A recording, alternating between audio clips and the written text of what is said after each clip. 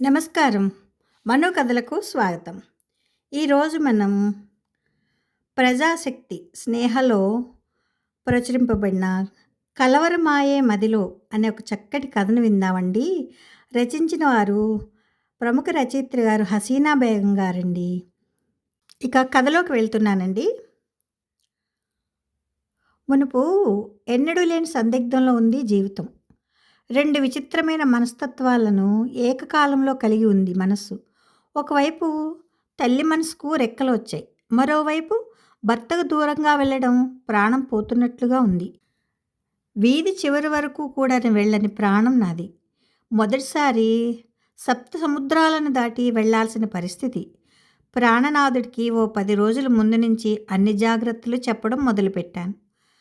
ప్రాణం విలవిల్లాడడం అని వినడమే కానీ ఎప్పుడూ అనుభవించలేదు. ఇప్పుడు అనుభవంలోకి వచ్చింది. టైం దగ్గర పడుతుంది ఎయిర్పోర్ట్కి వెళ్ళడానికి. కళ్ళు మసకబారాయి.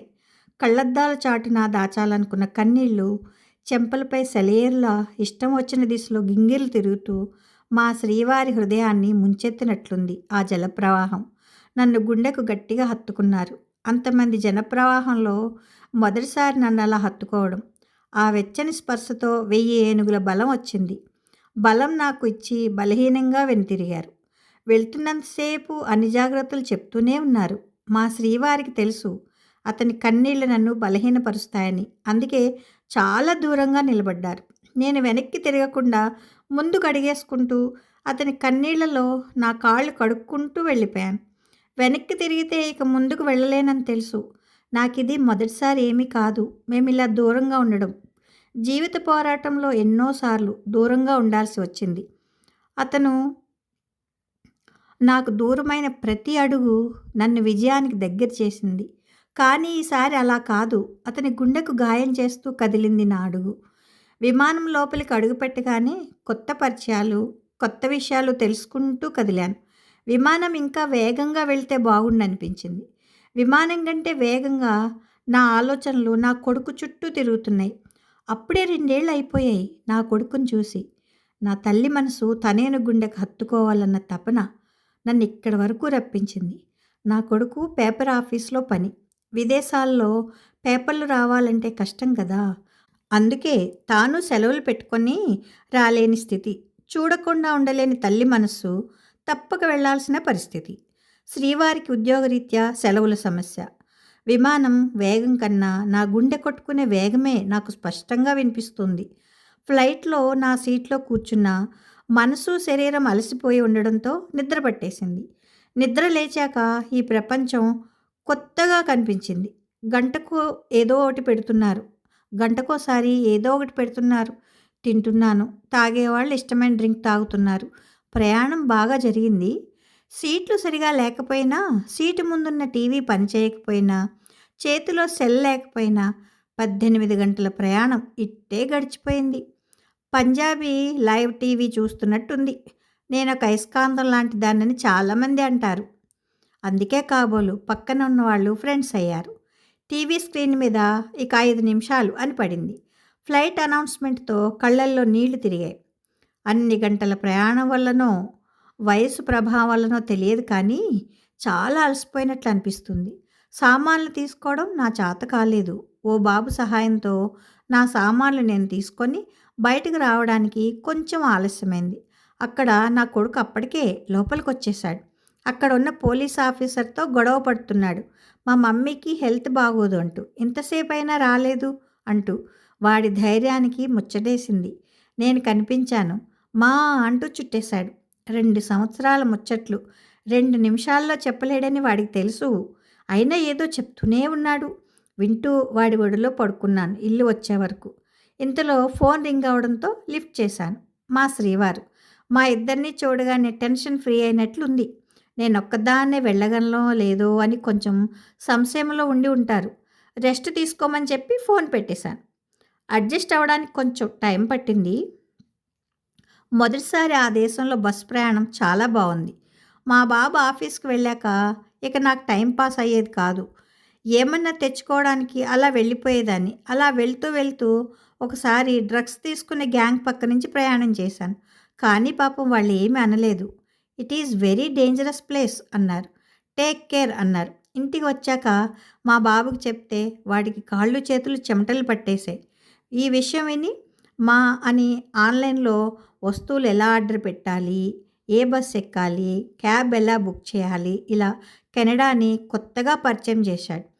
మన ఉదయం వాళ్ళకి సాయంత్రం, మన సాయంత్రం వాళ్ళకు ఉదయం. జిమ్కైనా కాలమానంతో కుస్తీ పడుతూ మా వారు మేల్కొని ఉండి టైము నాకు టైం సెట్ చేసుకుంటూ వీడియో కాల్స్లో ఒక నెల ఎలా గడిచిపోయిందో కూడా తెలియదు.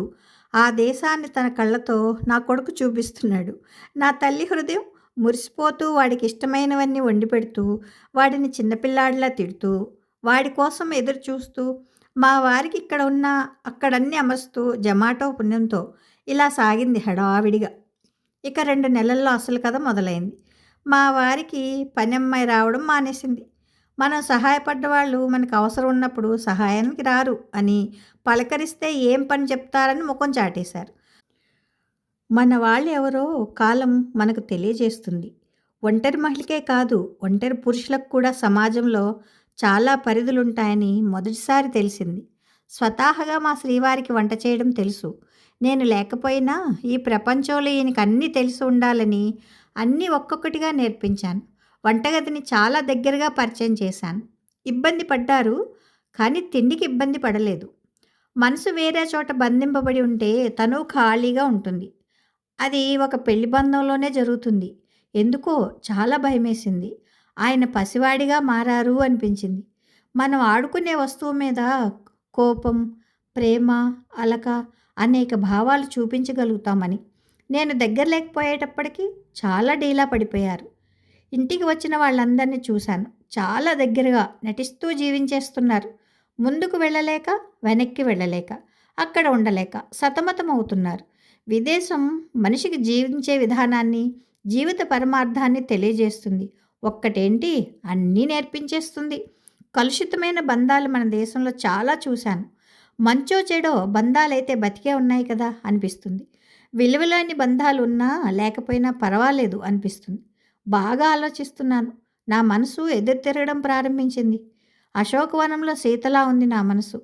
ఉక్కిరి బిక్కిరి చేస్తున్న జ్ఞాపకాలు ఊపిరి ఆడడం లేదు. అతని వెచ్చని శ్వాస అందంగా ఊపిరాడనీయడం లేదు.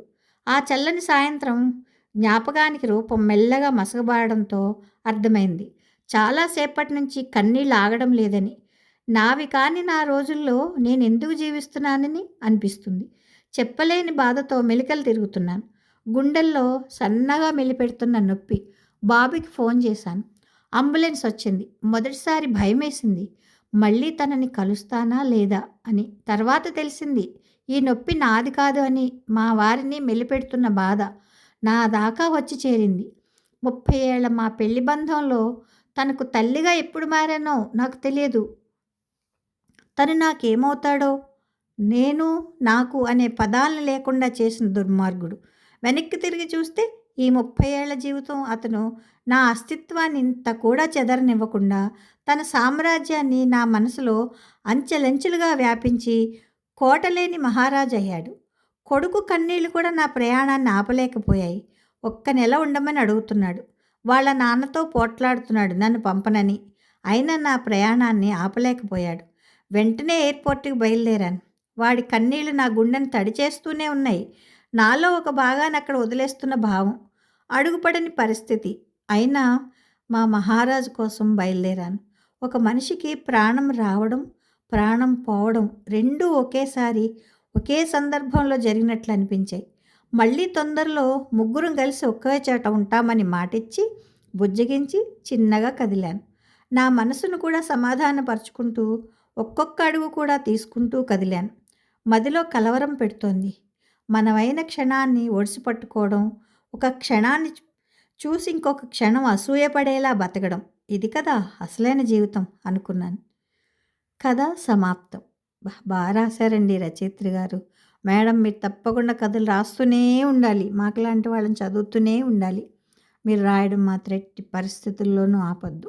ఏది అనిపిస్తే అది రాసేస్తూ ఉండండి మేడం, ఏం పర్లేదు. మీరు అసలు ఎంత బాగా రాశారనుకుంటున్నారు. ఒక మనసు పడే వేదన చక్కగా చెప్పారు. కథ బాగుంది కదండి. కథ మీకు నచ్చితే లైక్ చేయండి, షేర్ చేయండి, కామెంట్ చేయండి, సబ్స్క్రైబ్ చేసుకొని నన్ను ఎంకరేజ్ చేయండి. ఉంటానండి. ప్రేమతో మీ మను.